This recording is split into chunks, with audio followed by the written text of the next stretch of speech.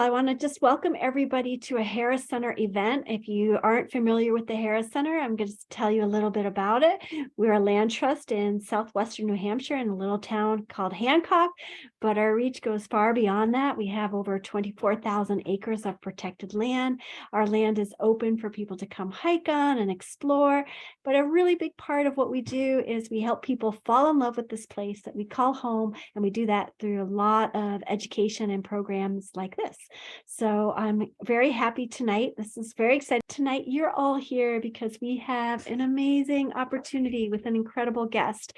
Some of you might have even have heard her recently on National Public Radio, or if you're like me and you're a real science geek, you might listen to Science Friday religiously, and her book was the book club of the month. So it is truly my pleasure this evening to introduce the award-winning author and professor of English literature at the College of the Holy Cross, Leila Philip. A Guggenheim Fellow, Leila has also been awarded fellowships from the National Endowment of the Arts and the National Endowment for Humanities. She works across genres, publishing poetry, and I just want to say I love her poetry, essays, theatrical scripts, and is currently at work on a documentary film, which sounds really exciting. Beaverland, Leila's latest book, is described by Hancock's own award-winning author, Cy Montgomery, as a lyrically written, meticulously observed, and exhaustively researched. Beaverland is going to break your heart and then heal it with compassion, beauty, and wonder. That's what Cy has to say.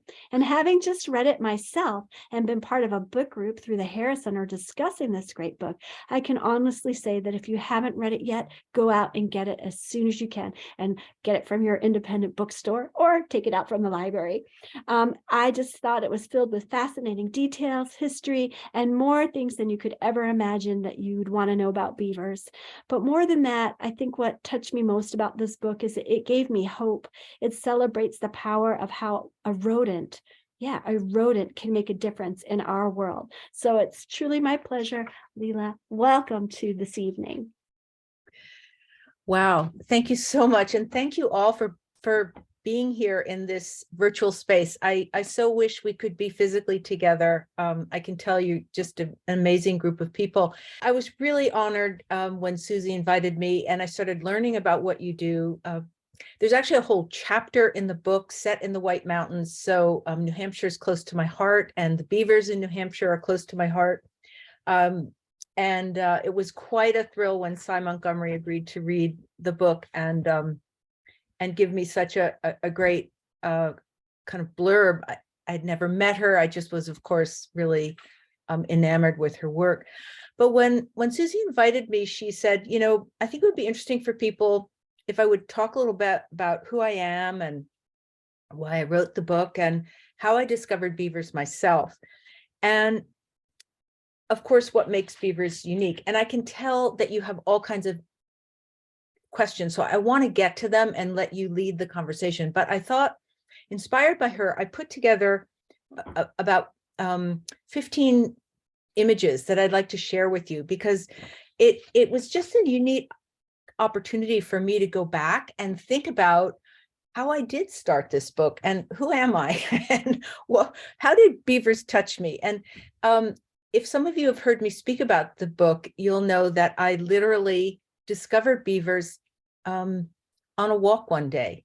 And I'm a self-trained naturalist, and beavers were really not a big part of my world.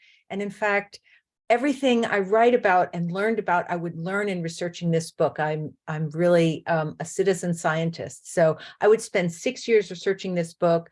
I feel like I'm still not done. I still could talk about beavers all day long. They still amaze me.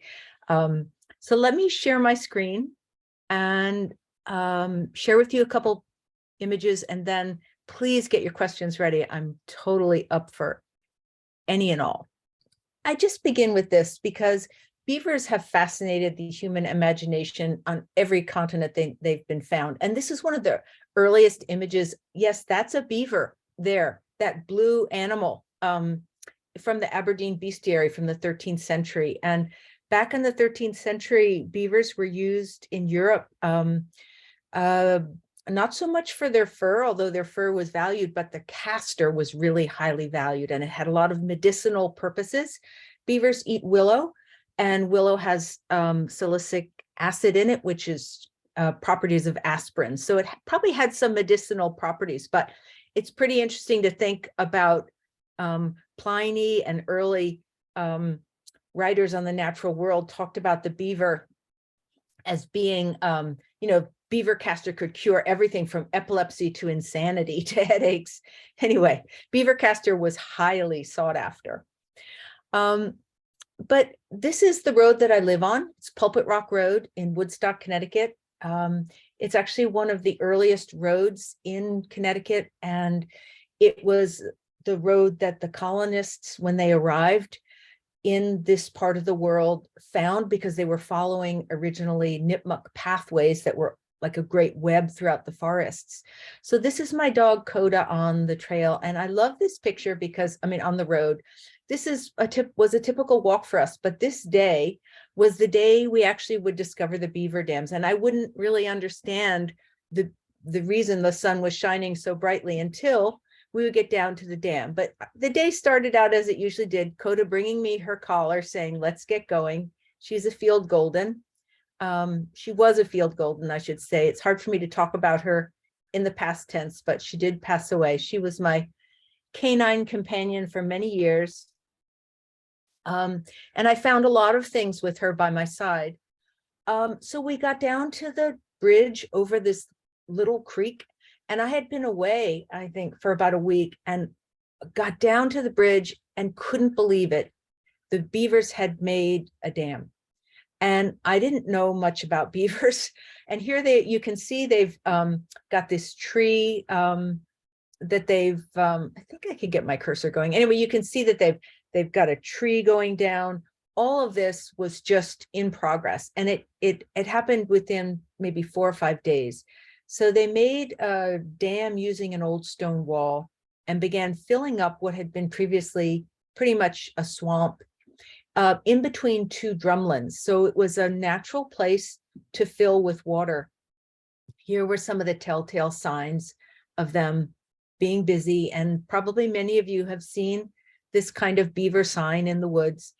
And pretty soon, what had been once just a swampy area between the trees was full of water. This water would extend half-mile back, really as far as you could see, and became a stunning pond. And I described this in the book. So the way I started this book was and there's the stone wall, which is now submerged and would become further submerged, was really to watch beavers build their pond. And it was one of the most startling and amazing things I had ever seen.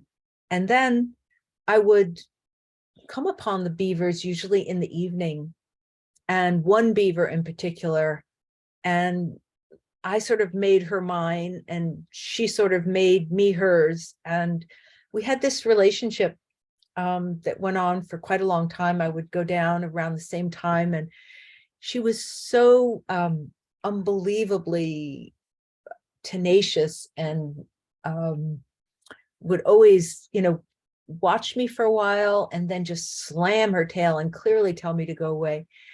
And one of the things I quickly would realize that once the beavers moved in, so did so much biodiversity, so many animals. And after I finished researching the book, I would discover and really unpack the science behind that, which is that beavers bring biodiversity to an area. So it begins in the water.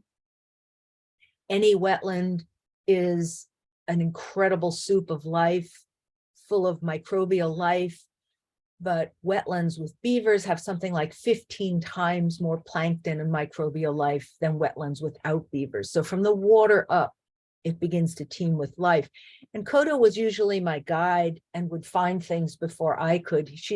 I think in this instance, I can't remember what she was leading me to, but she was a great guide because she was really biddable and she was not at all aggressive. So she would find something, she could be called away. She wouldn't chase wildlife or attack it. She would just sort of locate it and then tell me about it.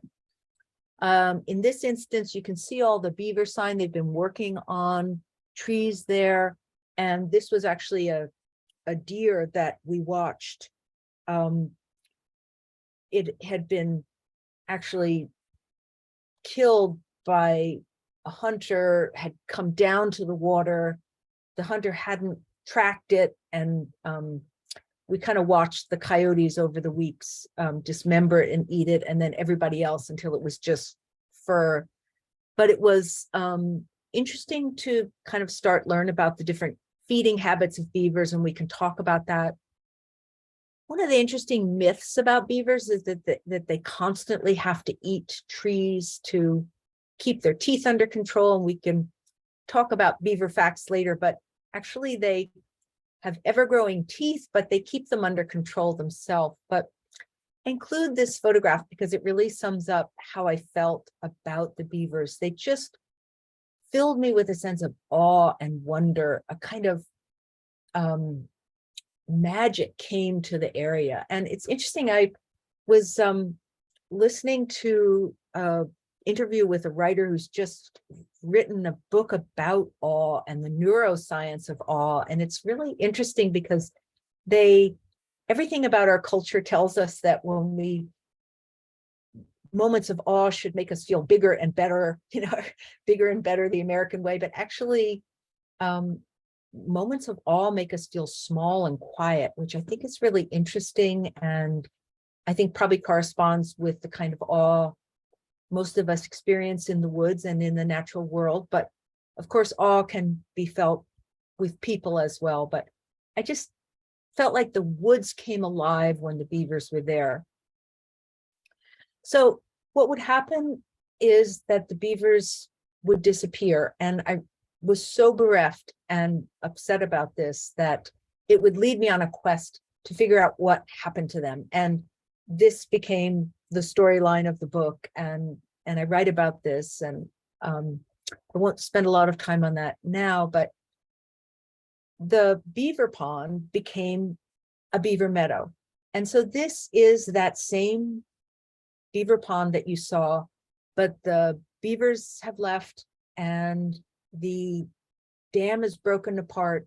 And so it's a beaver meadow. So it is no longer a pond. And I mistakenly, for a long time, thought it had lost most of its value and beauty. It would take me quite a long time to appreciate that actually a beaver meadow, as Dr. Burstead, who I spent a lot of time following in the White Mountains, would teach me, and I would learn, is the beaver pond that is but isn't. So this is still a very valuable wetland holding a great deal of water. And we need to think about these beaver created meadows more like huge underground sponges. And we can talk about that more later, but we can see then this next stage of natural succession, took me a long time of period of grieving, still wishing that my beavers were there, still wishing that the pond was there.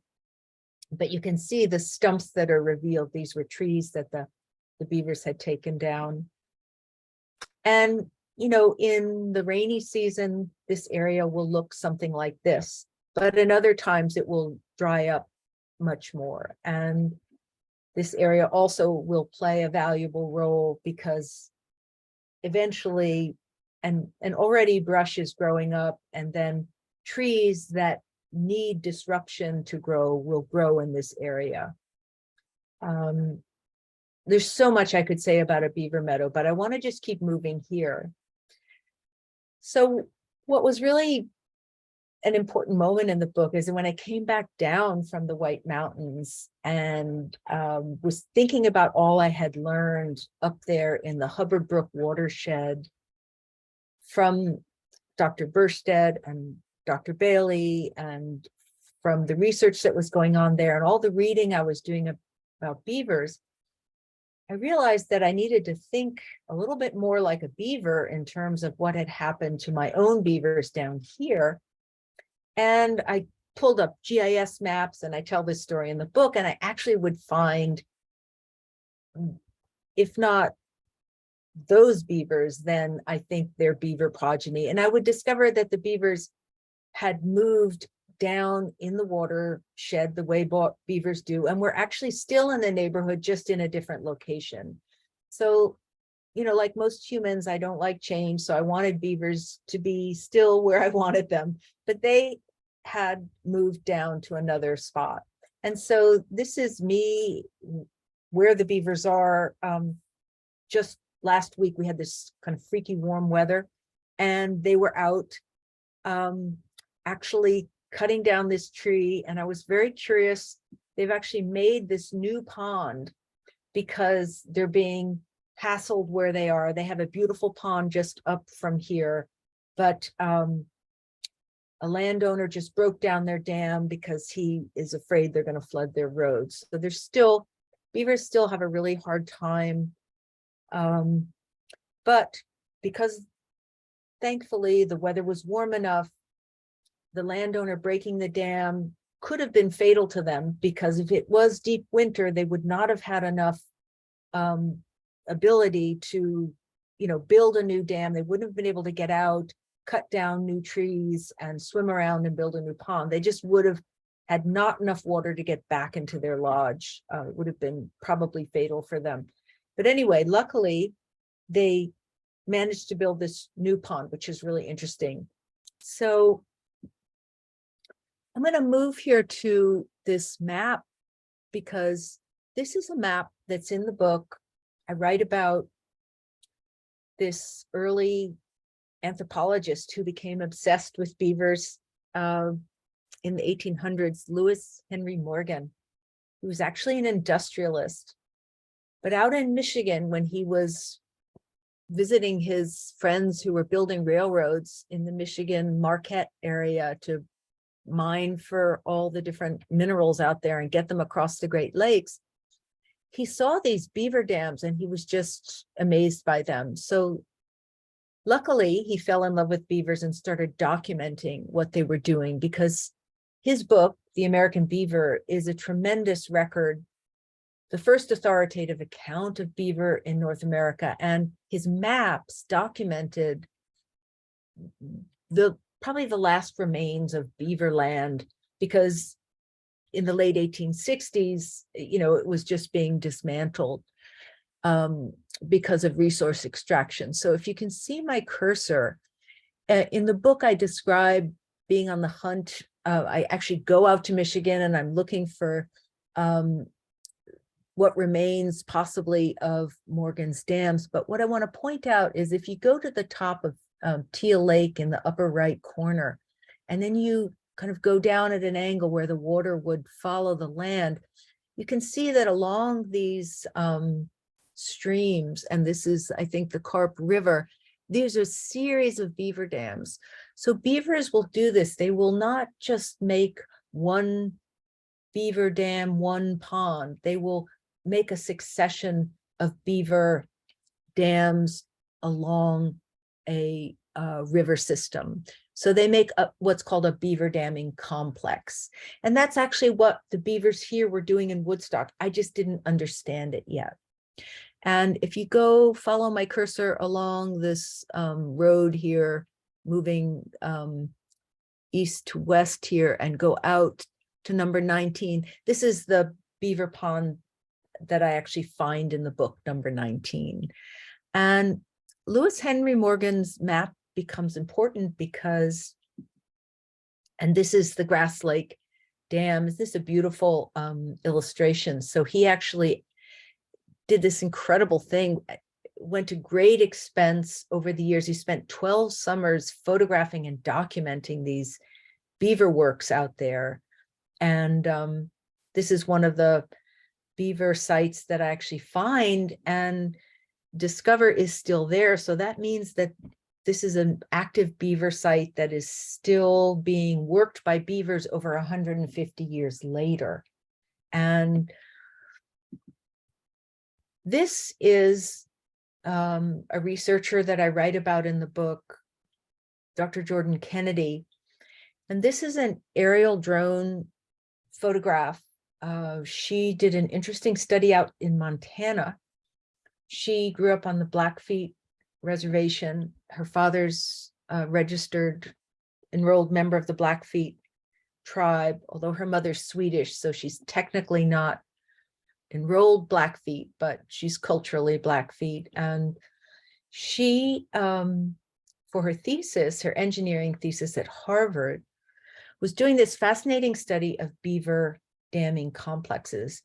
And what she revealed through these studies, and she was inspired by Morgan's work, which is why I wanted you to see these two maps together, is that it's never about just, here's the lodge, this brown spot, sort of one dam and one pond. It's about a network.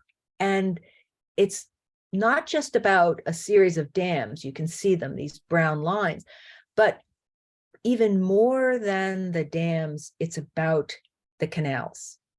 And sorry, for some reason I'm re-engaging here, but all these blue lines are canals and trails.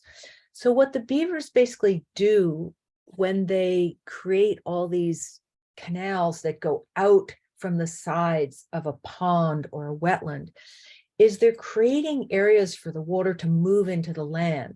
It's a transportation system for the beavers to go into the woods or into, in this area, it's not woods, it's arid grassland, to get material and move.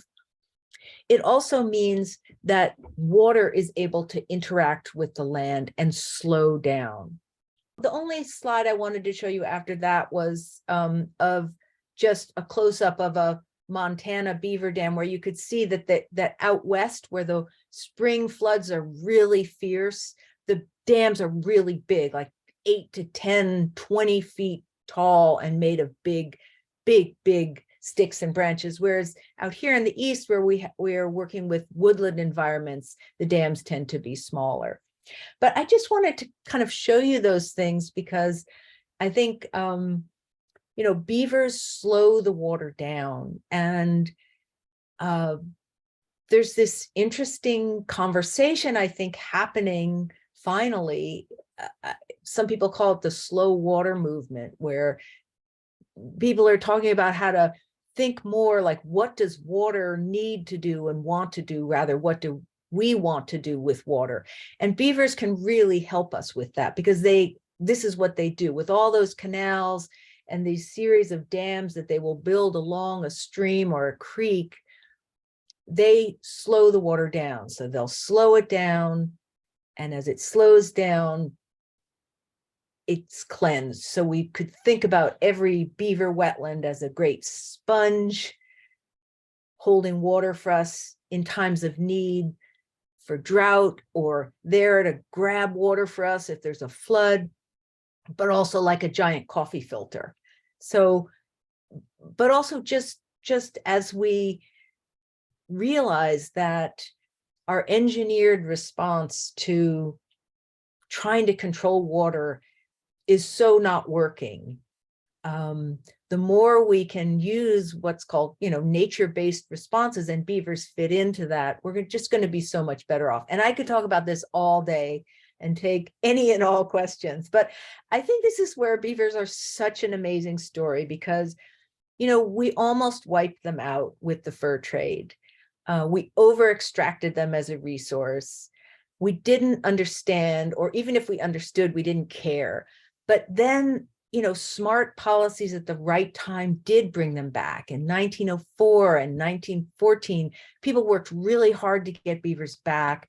And then, you know, beavers did the rest, right? So beavers are all over the country. We might as well just think we have millions of highly trained furry engineers out there, you know, ready to work for us for free. So I just think it's an amazing story that is full of hope and resilience for our collective future. So, but also the animal itself is just, you know, amazing. I'm obviously over the deep end with beavers. So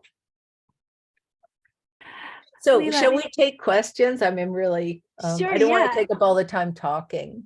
Leila, that was great. Thank you so much. And I'm really excited because Denise Berkstead, Dr. Berkstead, did sign on, and I Oh, just great. thought it'd be really great. I asked her, I don't want to put her on the spot, but she agreed. I just wonder if we could, maybe Miles, can we unmute Denise and have her kind of talk with Leila, with all of us about, Denise, what your work is, and Leila, what you saw and what inspired you to include a whole chapter plus about Dr. Berkstad's work, which I think is pretty awesome. And she's been a speaker before for the Harris Center, but it's been a while. So tell us a little bit about what you do, Denise, and Leila, chime in and what kind of spoke to you or really resonated. Oh my God, that's such a dangerous question. You just like asked a person with a PhD to just broadly say something. Like, I'll just be a minute. I don't know how to best answer that. Let's see, maybe I'll just do a brief like summary of how I got into doing this. And so what it's doing for me is that I initially came into this work as an engineer. I used to work as a water resources engineer with a license. I worked on river restoration projects, especially dam removal. And it was in that process, I was like, this is interesting because rivers have dams. They're just beaver dams and not these other there's these natural dams, not like the ones that we're taking out. And so I was really curious to think more about natural dams as an analog as I was engaged in this process of engineering river restoration. So I started really being interested in the beaver meadows. Thank you, Leila, for a little bit of love for the beaver meadows. Because to me, that's like a natural dam removal. When the beavers leave, sometimes they get disease. Sometimes, I think Leila was covering that well. You end up with this meadow. And so I was really interested in thinking about that as an analog as we do dam removals. So I was coming at it from this very engineer, very specific interest in the river restoration. And yeah, it took me through into a PhD and, into academia and wandering over into, thinking about the applications now, which I think are also done really well in the book. So yeah, delighted to be able to take somebody along on a field trip. Anybody who wants to go walk around in the White Mountains and look at Hubbard Brook, it's really fun. But maybe I'll leave it at that without proving my PhD credentials to really keep going. Thanks, Denise. That was great. And Leila, do you want to tell us a little bit, just let us in on what it was like for you to follow Dr. Berkstad around and sort of get into her brain of what you saw beavers doing? Well, not to embarrass you, Denise, but she because she's trained as an engineer and, ecology studies and scientist, geomorphologist, there was this incredibly diverse perspective on what we were seeing. And I was interviewing all kinds of people who would become very passionate, but she was one of the few people who I felt could really help translate it for people like me and for many, many readers, bringing those perspectives together. And I also thought with a lot of common sense, because we can't pick up Hartford and take it away. And, we do have infrastructure. So it was really marvelous and wonderful and eye-opening for me to think about paleo rivers and the fact that we're basically looking at water that has been so managed that it really isn't working the way it wants to. But here we are. So what do we do about that? So I think to talk to somebody who has both a really practical but a visionary approach is just a wonderful combination. And I think that's what we need now, to kind of think out of the box, but also recognize that, as I say, we're not going to pick up Hartford and move it away from the Connecticut River so that the Connecticut River can freely move where it wants to. That's over, but there are other places where we can make a difference. So that's why I think it's really interesting. And I wanted to shine some light on this. This is a little bit out in the Midwest, but in Milwaukee, where this project that they're doing, funded by the municipal sewage department, they identified land that wasn't going to create human wildlife conflicts, where they could actually, they call it reseeding or restocking. I think it was 4,500 beaver. And these are scientists from University of Wisconsin running very specific, sophisticated models. proving that they could, within 25 years, save 1.7 trillion gallons of water annually. So they could create water storage with a value of $3.3 billion. I mean, that is a huge savings that would, so I think there are probably a lot of places, even in our crowded East. I mean, I know there are, and people are looking at that, where you can use nature-based solutions even with around the infrastructure, so I think the more we can think in those practical ways, but also out of the box, because it is different. And I think that's one of the things that Dr. Bergstedt, you taught me, was that we can think out of the box and also be practical. It's not a binary. She was always saying, it's not a binary, because I think when we get caught in that binary thinking, we just can't go forward. That's great. Thank you. And Dr. Bergstedt, thank you so much for this on the spot. I put you right on the spot. I owe you one. So I appreciate it. And there's a great chapter, and more than a chapter, about Dr. Bergstedt's work. There are tons of questions coming in. One of them had to do with, can you explain the difference? This is from Myrtle. It just came in. Explain the difference between beaver impacts on watersheds in New England versus those in the Western mountainous states. Let's see. Beaver impacts, I'm wondering in what way. I mean, there's so many impacts, like Maybe the question is, are there a difference between how beavers impact New England versus how they impact the West? Would you see? Well, maybe I would think about something like difference between woodland versus arid northern plains, something like that. So, and I think it's interesting if you think about indigenous peoples who lived here, because the Algonquian peoples who've lived here allowed, for example, the hunting of beaver, although they had ritual practices, because they knew that actually there were some beavers that were flooding areas that they might need for game, that needed dry land. So they actually did a lot of managing of game throughout the forested land. So there were times when they would want dry land, not a beaver pond, for example. So they might hunt a beaver out.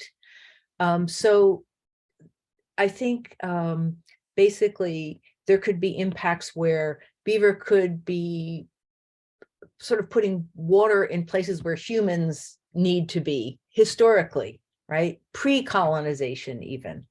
But out in the arid northern plains, where, for example, the Blackfeet peoples were dependent upon the bison for survival, and the bison are dependent on the grasslands, and the grass is so dependent on the water, and there's often periodic drought. There were strict prohibitions against hunting beaver, because the beaver are so key to the maintaining enough water in the land. So I'm not sure if that answers the question, but I think it's very, very different depending on the larger ecology of the system. Great. Can we ask Dr. Bergstedt if she wants to weigh in?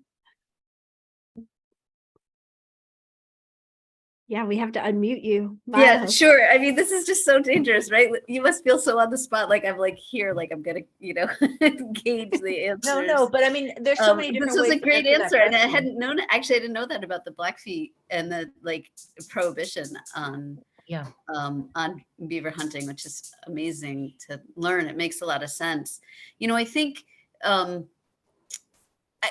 think there's also a really interesting difference to highlight, which is that we don't really know very well yet still about what like a mature beaver complex looks like on the east. Another fellow, Tim Simmons, pointed out to me that we're sort of like for those of you who are familiar with the concept of forest succession, we're still in a really early successional phase, so to speak. That's not beaver speak, but in the forest sense of the beavers moving back to the landscape since their extirpation. and this is true both for the beavers, because it's still only 100 years, and that's not very long. And the second thing is that the trees here are really only just getting big enough to start making big logs in the rivers. And so we have a much longer legacy from the landscape alteration than out west, and a much more like extensive one. And so the beaver dam that I brought Leila to up in Hubbard Brook is built up against this log jam. That's it's the biggest one I've ever seen. And it could really only be that big. I also love looking at log jams. It's a weird nerdy thing in the rivers. But they, because we've only just gotten these trees big enough to be able to fall down to make these big log jams. So we really don't know. So there's a whole bunch of scientists love looking at it's called large woody debris, which I've been schooled not to call it debris by a fish habitat biologist, because it's not trash like debris. These are actually really important parts of a river system. These large logs, the trees that fall and enter into the rivers, create this structure that makes the networks like what that beautiful image was that we saw, that last image that we saw, this really incredible river network. And the trees play a really critical role in forcing, they fall in the river, they block the water up, it comes out. Our trees aren't big enough. They're only just starting to be big enough now. Right now is happening. We're starting to get these big dams from the natural dams from these log jams from the trees falling in. And the beavers are building up against that. And so they're entering into rivers that they previously in the East couldn't be in. So anyway, that was super long-winded. But it's the key is that it's just been this really long landscape change, really. Yeah. Yeah. She's Oh. we lost her. Oh. That was such a fascinating kind of give and take and answer. It's great having you both here. I do love it. But one of the things you said had to do with a question that came in earlier from Jamie, where they had a trail, a nearby trail that kept getting flooded by beavers, and so people started to remove the dam, and then they began to notice the beavers started kind of over damming, and then basically flooded the whole area, and they were wondering if that was a common kind of stress response. Yeah, what a great question. And just if I could tag one other thing on, because the other thing that's interesting is that what we don't know about beavers is much greater than what we do know about beavers. They're actually very understudied as a mammal. And one of the fun things that I pursue in the book is this question of beaver intelligence and how smart are beavers, because they're completely brilliant. They're the only animal that constructs their world. We don't know how they really do it. Scientists like Dr. Jordan Kennedy are starting to crack that code of beaver intelligence, but just the way we really don't know yet, we don't have enough information about beaver damming complexes in the East to fully understand their impact, because they haven't been long enough. We haven't observed them for long enough.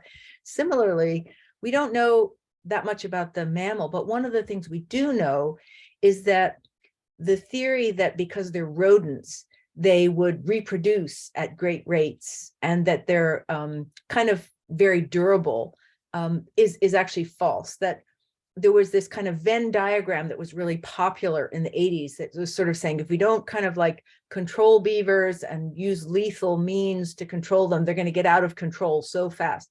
Well, actually, new studies have come out that show that actually the population has really stabilized, if not gone down. And it's a little bit of a concern, like, why are beavers not actually spreading out faster than they are in the East? They actually should be. There should be more in theory than there are. So something is actually limiting their population growth, because there's actually plenty of food and there's quite a bit of habitat. So that needs to be studied. My personal feeling is that they need more protection and they need more support than they're getting, because they've been considered this historic pest. First they were a pelt, then they were a pest, But to go back to that really important question, how to manage when beavers do flood where we want them to be. And the Beaver Institute in Northampton has a website and a lot of great information. They even have funding opportunities for landowners and municipalities that want to do, try to manage the beavers. If the beavers are creating a problem, say flooding a road, or sometimes beavers will maybe flood a local soccer field, and then there's a community dilemma, or maybe flooding trails that are valued by a community. There was a pretty, I think, devastating story recently in New Hampshire, right, about that, where they actually took the beavers out because they were flooding the trail. And there would have been other ways to manage that water, I believe. Pond levelers, these trapezoid devices around culverts can protect roads. There's just the whole field of how to work with beavers is much more advanced than it was even 5 years ago. The knowledge base is growing, because I think 10 years ago, even local highway departments would just put some chicken wire over the culvert, and then the beavers would just like stuff sticks in it, and they'd say, oh, doesn't work. And they'd say, can't, gotta trap them, gotta kill them. But it's a little more complicated than that. Anyway, but if you break the dam, which is what I observed down here, and I'm actually going to meet the landowner tomorrow. I've made an appointment to try to talk to him, because he was worried that the beavers were flooding his road. So he did the exactly, in my opinion, wrong thing. He broke the dam. So what did the beavers do? And he didn't want them cutting down his trees. So he forced the beavers to actually go build a whole new pond. So I counted, they've cut 10 new trees down, exactly what he didn't want them to do. And they flooded it a completely new field. Luckily, I think it's in an area that he doesn't care about. But if he wanted to push the beavers down, it would have been a good strategy and build a new pond. But, that's exactly what they will do to answer the question. They have to have at least 3 feet of water to survive, especially in the winter. And because the entrance to the lodge is underwater, it's really dangerous for people to break dams apart in the late fall and winter, because if the water goes down and they can't get under, they can get trapped in the lodge. Or if they can't get to the food pile, to get food, they'll starve. So it can really kill the beavers in that lodge. And in a sort of, it would be more humane to just trap them out and kill them than to just starve them to death, I think, in the lodge by, having the water go down when there's ice on top. So did I answer the question, or did I go That was around great. about? No, that was fabulous. So there was a question about, do the young beavers, when they leave the lodge and their parents, do they always build downstream? I guess that's what Allison, who asked the question, might have heard. Or do they disperse in other directions?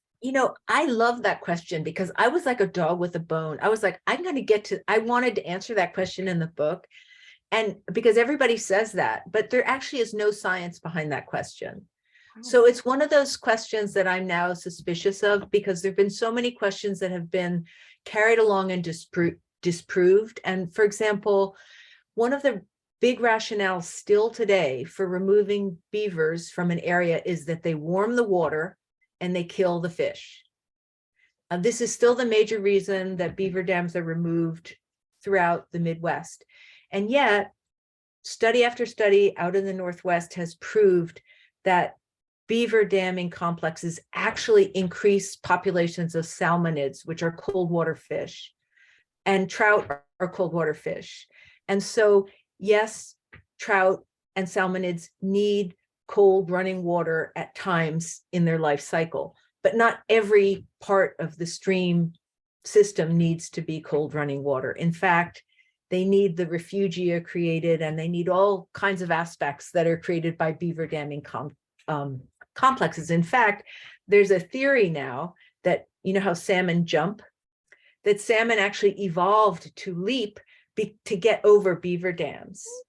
So, more and more myths about beavers that were rationales for how we handled them have been disproved.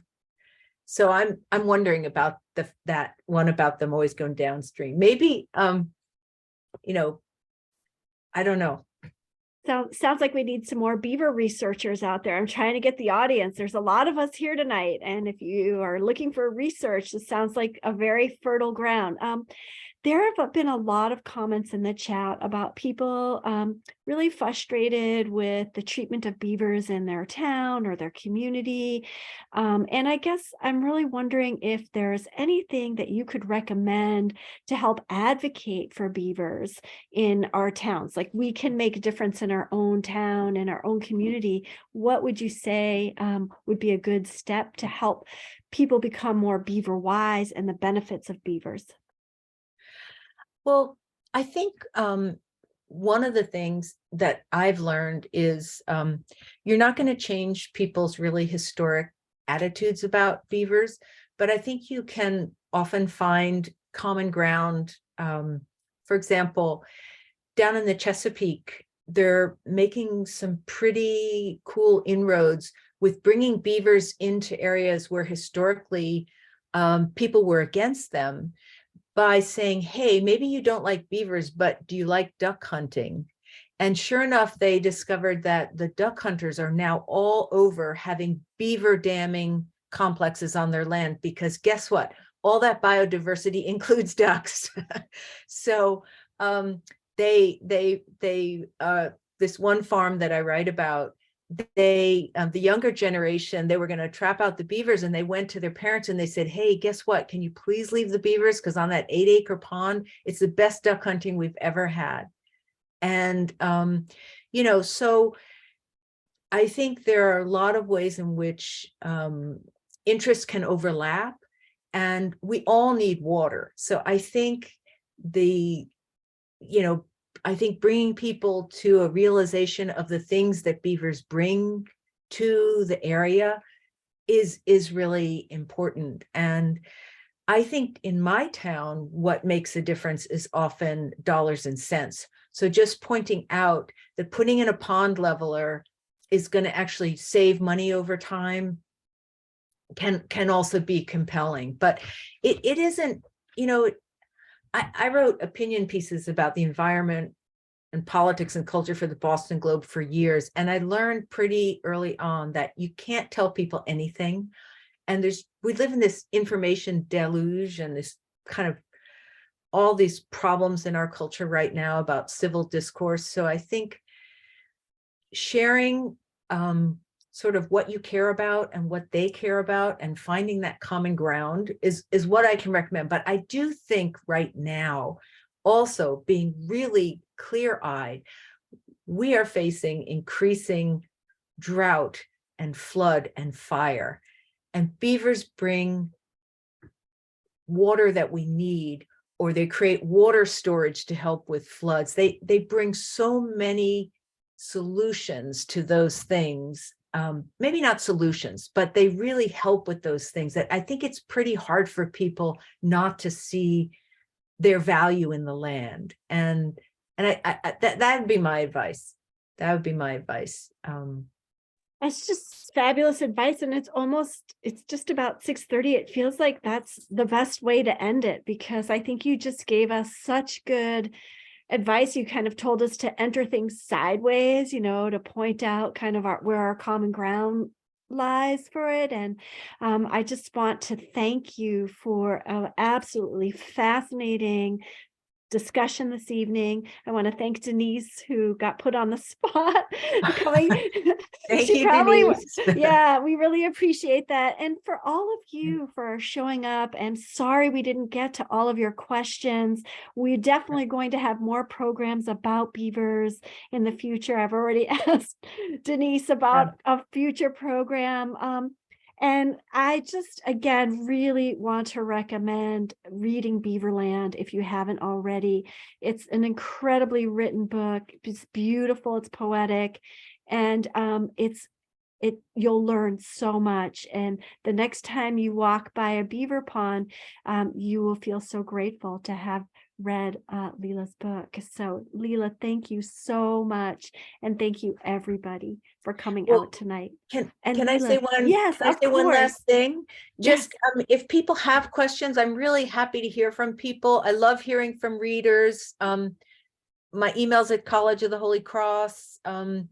Just let me know, or let Susie know, she can forward them. And thank you all. I really fun to be here. The hour just sped by. Yeah, we'll send this out as a link, to see the recording that we did, and we can put your email in it, Leila. So if somebody had a pressing question and they didn't get it answered, they can reach out to you. But thank you so much for everything this evening. And again, thanks to all of you for coming tonight to this incredible event. Yay. Goodbye and good night, everybody. And keep your eyes on the beavers.